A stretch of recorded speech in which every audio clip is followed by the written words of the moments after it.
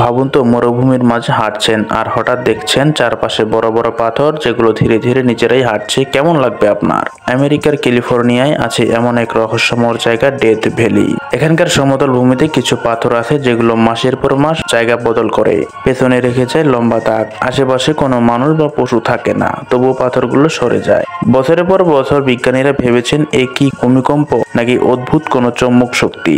শেষ পর্যন্ত জানা গেল শীতের রাতের পাতলা বরফের চাদর পরে সকালে সূর্যের তাপে বরফ গলে পানি হয়, তখন হালকা বাতাসে সেই বরফের টুকরা ভেসে যেতে গিয়ে পাথরগুলোকে ধীরে ধীরে ঠেলে দেয়, যেন পাথরগুলো নিজেরাই হাঁটছে। রহস্যভেদ হলেও এই দৃশ্য এখনো পৃথিবীর সবচেয়ে অদ্ভুত প্রাকৃতিক ঘটনাগুলোর মধ্যে একটি।